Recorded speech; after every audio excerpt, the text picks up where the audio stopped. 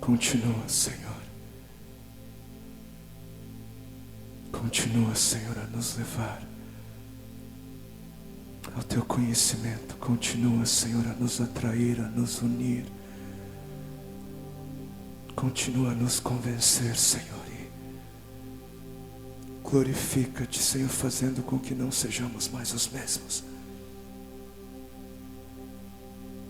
Isso oramos em Teu nome, Senhor Jesus. Amém.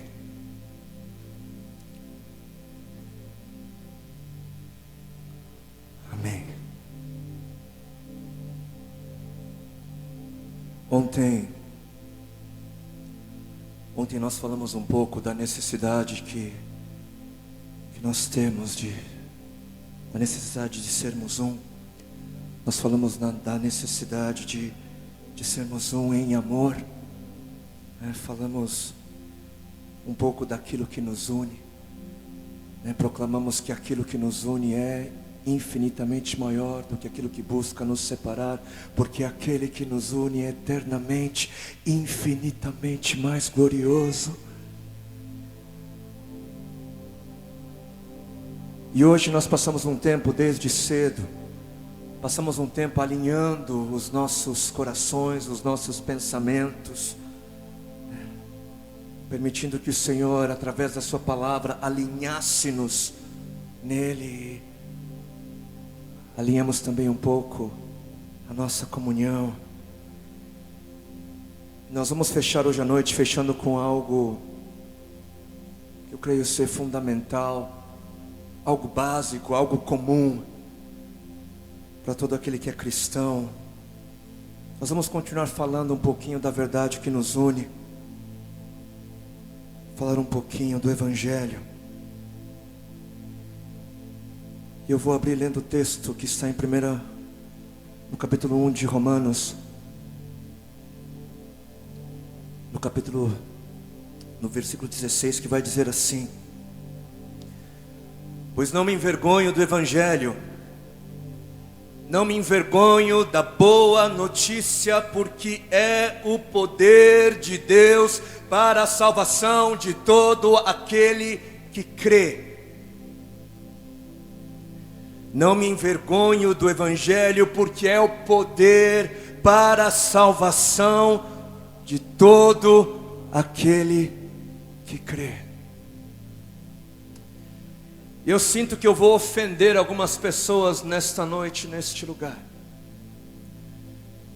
Sinto que vou ofender alguns aqui.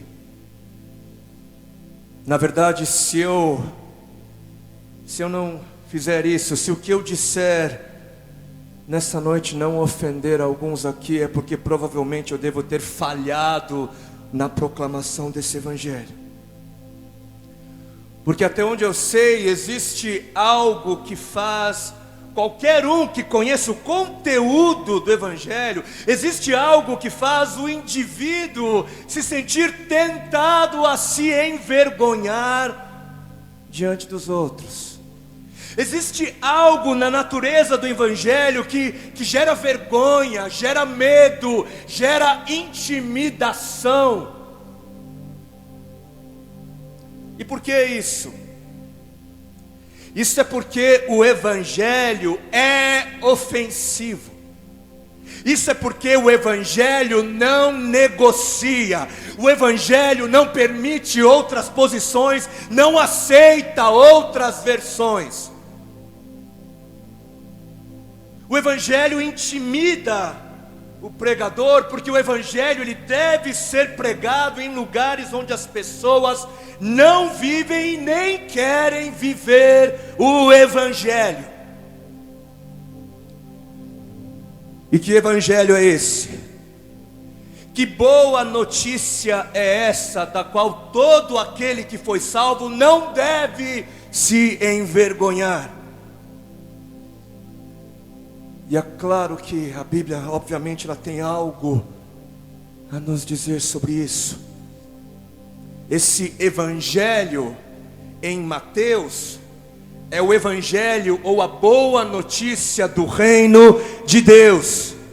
Em Mateus, a ênfase do Evangelho está no fato de que o reino de Deus chegou, é que o reino de Deus está próximo, acessível. Em Marcos, o Evangelho é o Evangelho de Cristo Jesus, é a boa notícia de Cristo Jesus, ou a boa notícia de Deus, o Evangelho de Deus. Nos escritos de Lucas, o Evangelho, além de ser o Evangelho do reino de Cristo e de Deus, nos escritos de Lucas, o Evangelho é também o Evangelho da paz. Nos escritos de Lucas, o Evangelho é também o Evangelho da promessa. E nos escritos de Lucas, o Evangelho é também o Evangelho da graça de Deus. Em João não usa o termo Evangelho, porque ele não vai nos dizer que o Evangelho é sobre algo ou sobre alguém.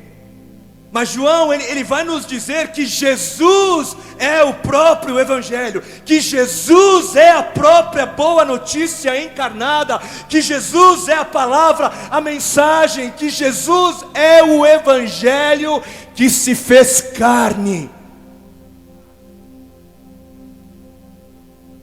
E é claro que toda a Bíblia fala da boa notícia do reino, fala da boa notícia de Cristo, toda a Bíblia fala do Evangelho da paz, do Evangelho da graça de Deus.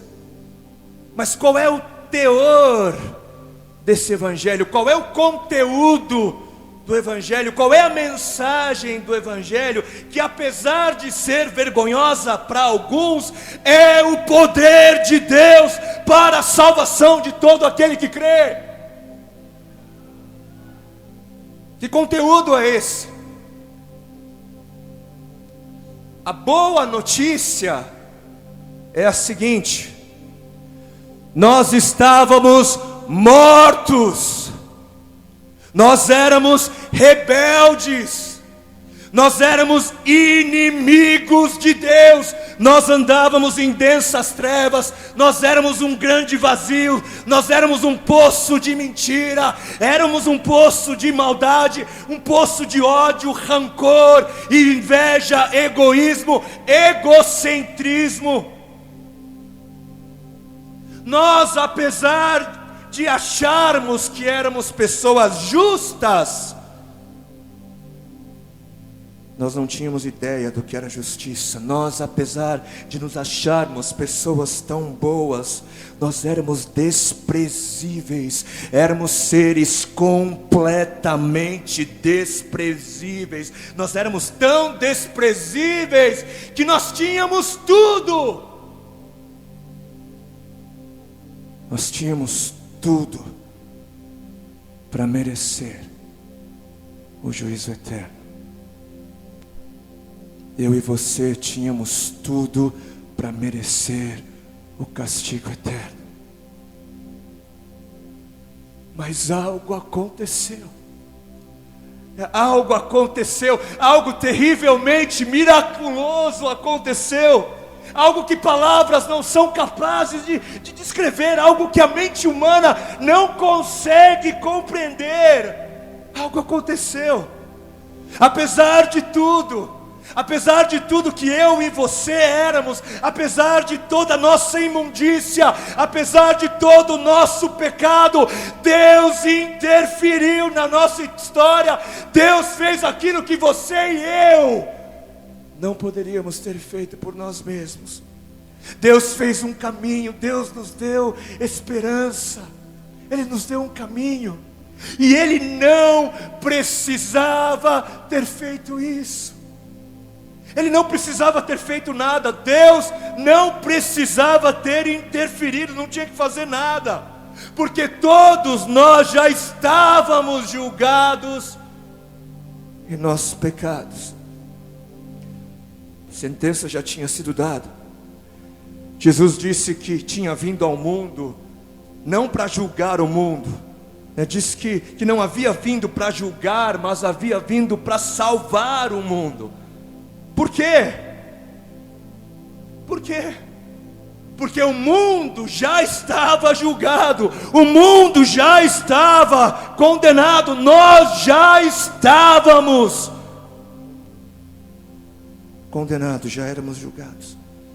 Todos estávamos desgarrados, desviados, todos havíamos feito por merecer o juízo eterno. Não havia um justo, nenhum sequer. Todos havíamos pecado e destituídos da glória de Deus estávamos. Todos justamente condenados. Ele não precisava ter feito o que ele fez, ele não precisava ter feito nada. Deus não teria sido injusto se ele tivesse permitido a nossa condenação eterna. Na verdade, ele continuaria sendo justo. Deus não mudaria, ele não deixaria de ser o que ele é, mesmo se todos nós morrêssemos em nossos pecados.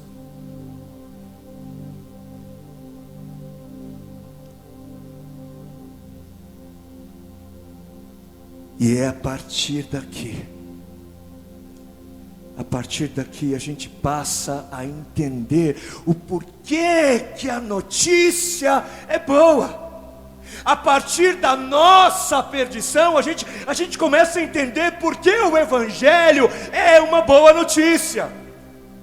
E a boa notícia é que Deus não optou por justiça. A boa notícia é que Deus não escolheu juízo. A boa notícia é que Deus escolheu misericórdia, Deus escolheu graça, Deus escolheu amor. Deus não escolheu ser juiz, mas Ele escolheu ser pai. Deus não escolheu condenação, mas Ele escolheu uma chance ao perdão. E então Deus se fez homem. Ele se fez homem. Deus se fez homem. E viveu no meio dos homens, cheirou o cheiro dos homens, comeu a comida dos homens, se submeteu a todas as limitações e necessidades dos homens. E esse homem passou a dizer que era Deus. Esse homem passou a pregar que era o caminho, a verdade e a vida. Esse homem passou a pregar que somente nele havia a resposta para toda escuridão e morte do homem.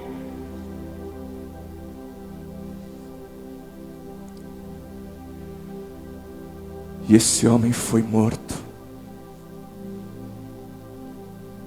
Esse homem foi morto.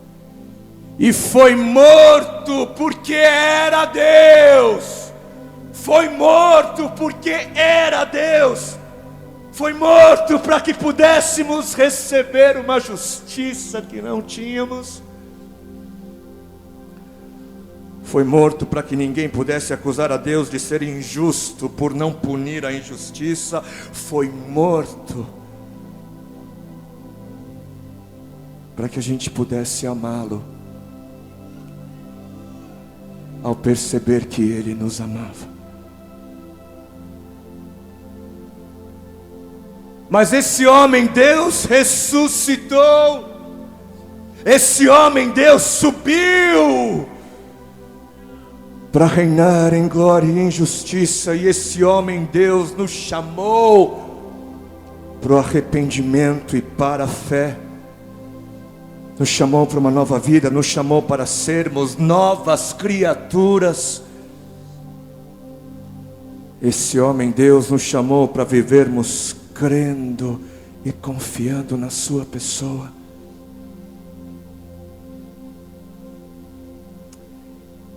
E foi exatamente isso que nós fizemos.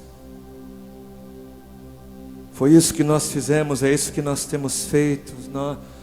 Nós éramos inimigos de Deus. Nós não não queríamos saber de Deus, mas ao ficarmos sabendo que Deus nos queria, algo aconteceu em nós, algo aconteceu nos nossos corações. Um amor que não existia por Ele antes passou a existir. Um desejo que não existia por Ele antes passou a existir, passou a nos consumir. Quando ficamos sabendo de que estávamos separados de Deus e de que éramos seus inimigos, nossos corações, eles se encheram, foram convencidos do nosso pecado, da nossa maldade. E então cada um começou a perguntar: e agora? E agora? Eu sou pecador, e agora eu sou o pior de todos os pecadores, e agora? O que eu faço? E foi aí então que ouvimos um grito. Um grito que bradou da cruz do Calvário, dizendo: sim! Sim, há esperança para você. Sim, há esperança para todo aquele que crê. Sim, há esperança para todo aquele que ouve as minhas palavras.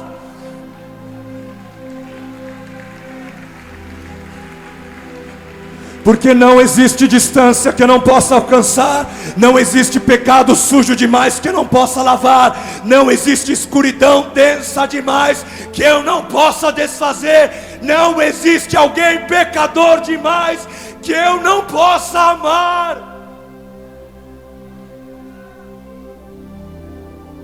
E ao ouvirmos isso, ao ouvirmos esse grito que veio da cruz, algo passou a tomar conta de nós, uma felicidade, uma paz, uma alegria.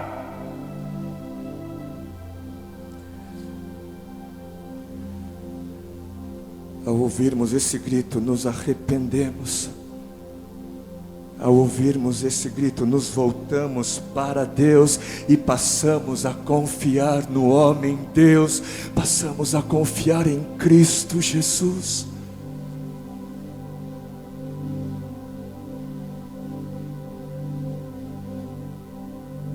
Foi isso que aconteceu conosco.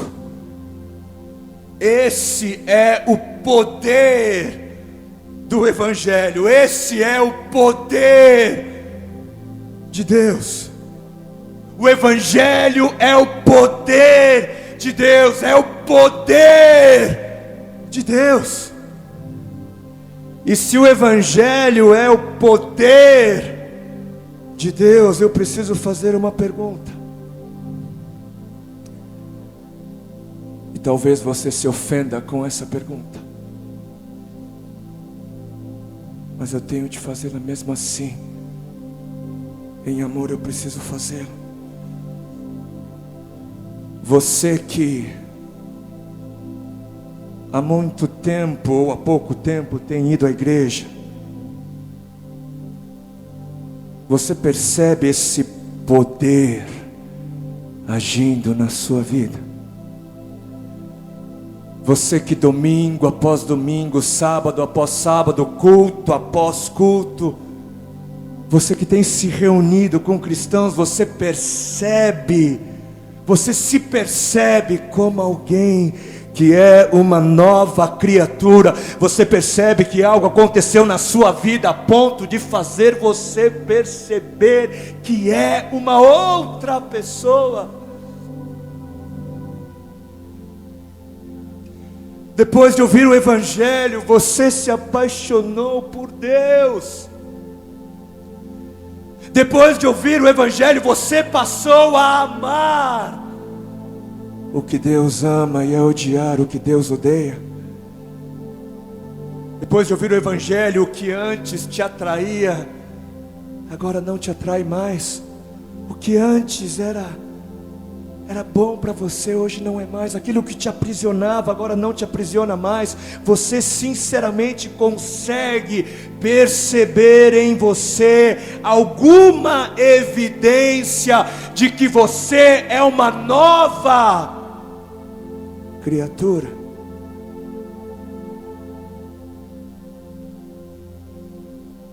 Porque se a sua resposta a essas perguntas é não,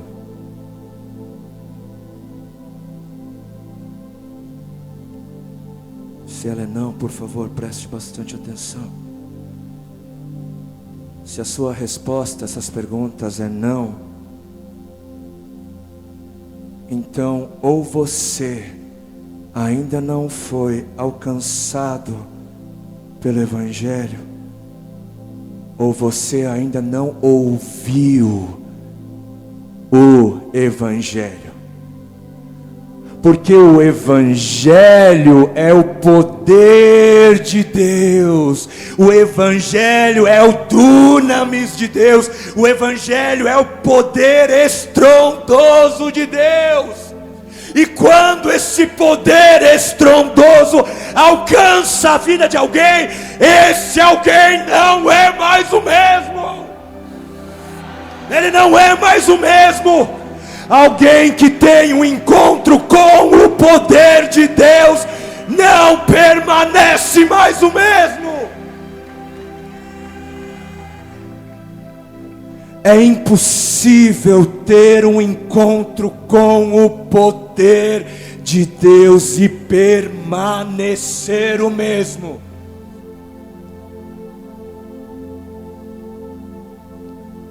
Quando o poder de Deus alcança alguém, esse alguém é poderosamente transformado em nova criatura, completamente transformado, é transformado.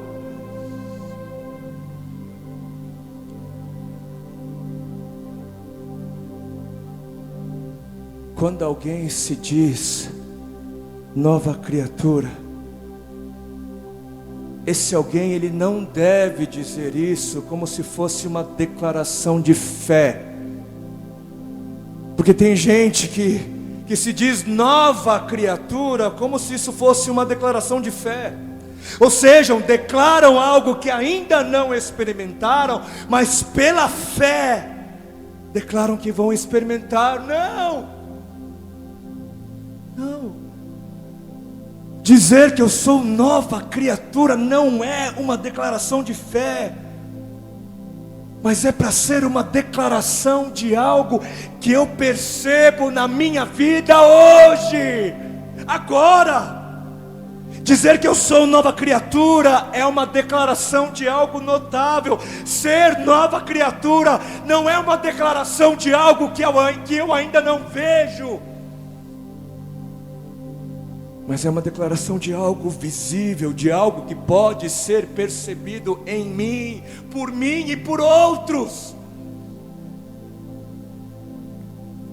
O camarada traía e agora não trai mais, roubava e não rouba mais, era um mentiroso, vivia na mentira, não tinha paixão pela palavra e agora tem. Era orgulhoso e prepotente e agora não é mais. Não amava a Deus e a igreja e agora serve a Deus servindo a igreja.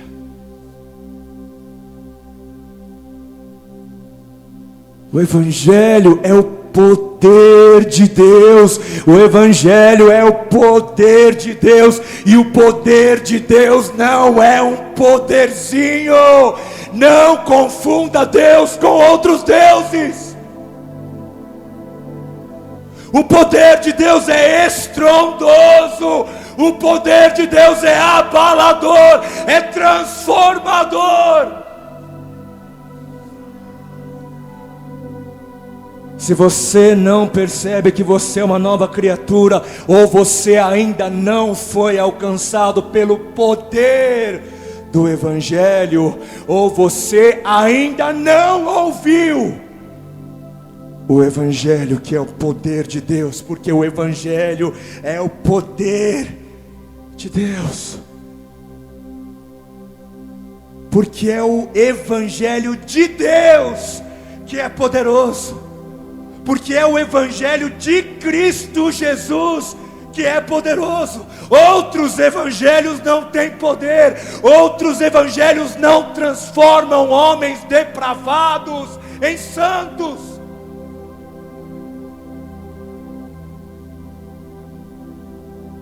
Talvez você ainda não tenha ouvido o Evangelho de Deus. Talvez o que você ouviu não foi bem o Evangelho de Deus. Mas eu aceitei a Jesus. Eu aceitei Jesus como meu Senhor. Eu fui até a frente, eu recebi a oração do pastor. Tudo bem. Isso pode até fazer parte do processo. Mas escute bem. Primeira coisa, entenda bem.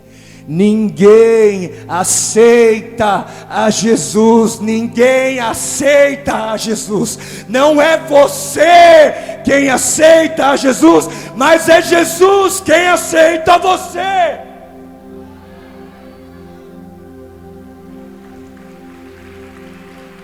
Ninguém aceita Jesus.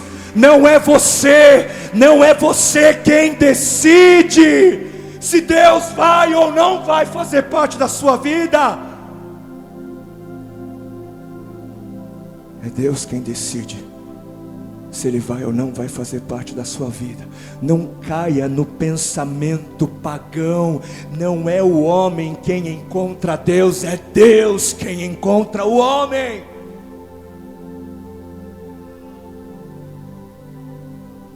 Não é você quem aceita Jesus, é Ele quem te aceita. E a evidência de que Jesus aceitou você é a transformação de Deus atuando na sua vida. Segunda coisa, ninguém aceita Jesus como Senhor. Ninguém. Onde é que está na Bíblia que devemos aceitar Jesus como Senhor? Ninguém aceita Jesus como Senhor, ninguém. Porque você aceitando ou não, Ele é Senhor da sua vida. O homem aceitando ou não, Jesus é Senhor de todo homem. O homem reconhecendo ou não, Jesus é Senhor. Ele é Senhor de toda a história. Jesus é Deus. Ele é Deus. Ele é Deus.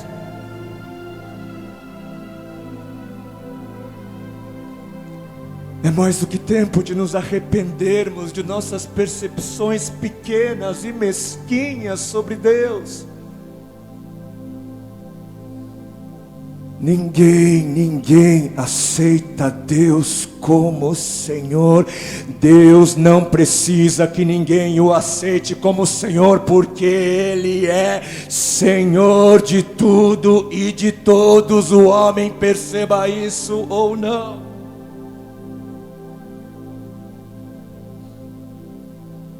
Esse evangelho não tem poder, porque nesse evangelho quem tem poder é o homem. Esse evangelho não tem poder, porque nesse evangelho quem detém o poder é o homem. Nesse evangelho o homem não é apresentado ao poder de Deus, mas é apresentado ao seu próprio poder. Aceita aí, vai. Poxa, aceita Deus aí.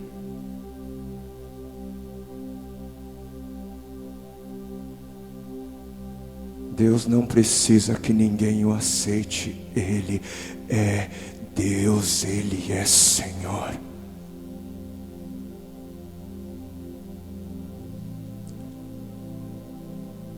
Você precisa perguntar a você mesmo, a você mesma: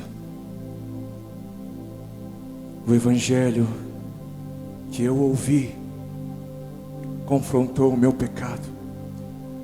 O evangelho que você ouviu confrontou o seu pecado? O evangelho que você ouviu te levou ao arrependimento? Ele fez com que você percebesse que é um ser miserável, pobre? Você precisa se perguntar se esse evangelho, ao fazer você perceber a sua miséria, se esse evangelho te fez clamar: e agora? O que que eu faço e agora? Para onde eu vou? Você foi levado a ter um coração contrito e quebrantado. Você foi levado a perceber que é nada, que não tem nada, e acima de tudo tem uma dívida de morte.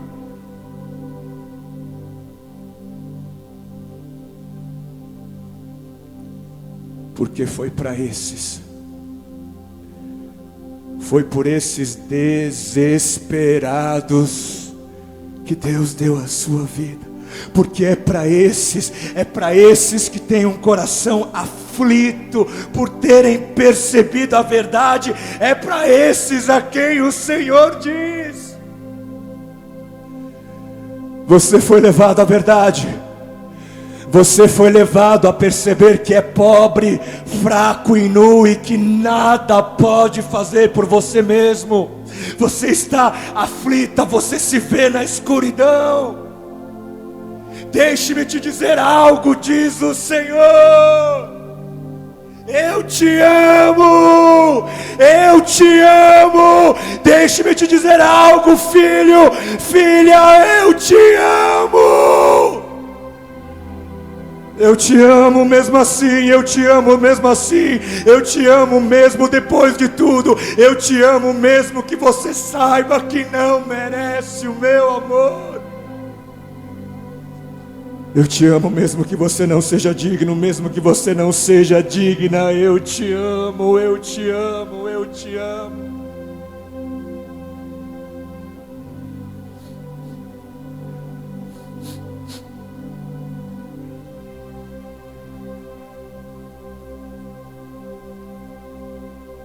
Eu me dei como prova do meu amor por você.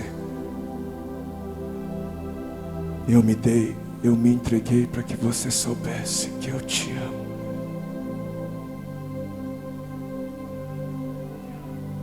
Eu sou amor. Eu sou o amor, eu sou a manifestação do amor. Eu faço de você alvo do meu amor. Se arrependa e creia em mim. Se arrependa dos seus maus caminhos e acredite em mim. Volte-se para mim e venha andar comigo, diz o Senhor.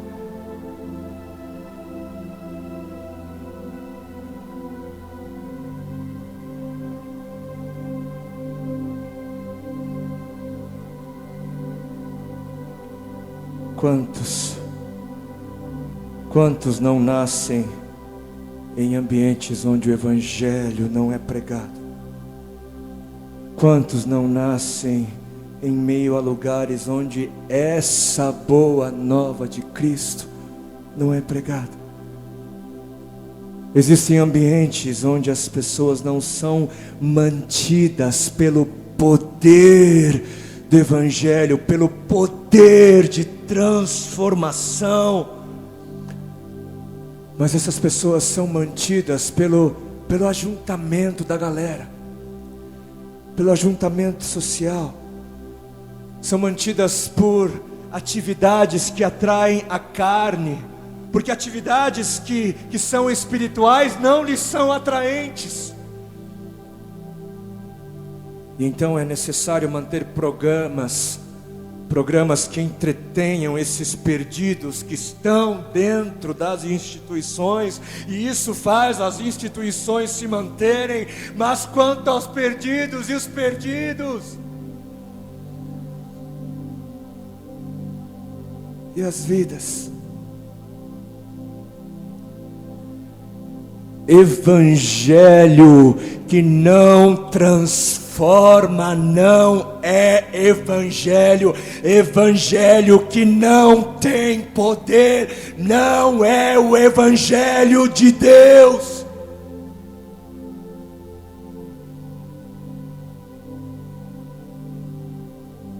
E o evangelho A boa notícia não é casa, não é carro do ano, não é emprego, não é dinheiro. Não é essa a boa notícia do Evangelho.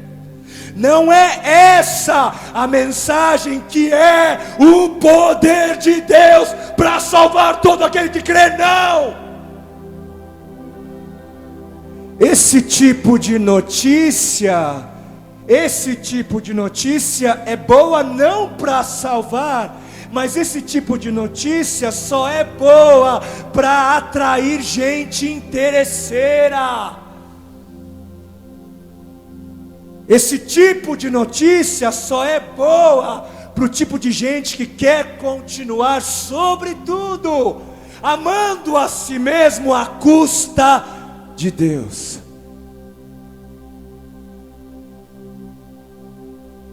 Esse tipo de evangelho só atrai gente que quer ir para o céu, não porque ama a Deus, mas porque se ama demais.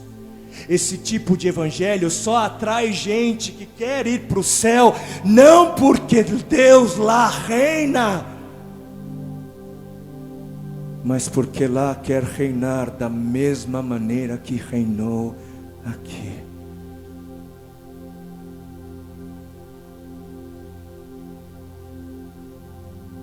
Não seja pego de surpresa. Não seja pega de surpresa quando o dia do Senhor chegar. Não seja pego de surpresa.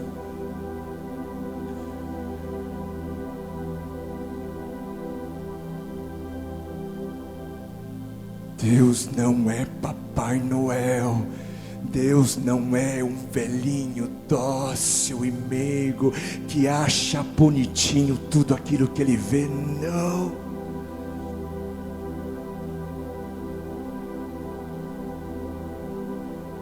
Ele é santo, Ele é santo, Ele é santo, Ele é santo, Ele é santo, Ele é santo, Ele é santo.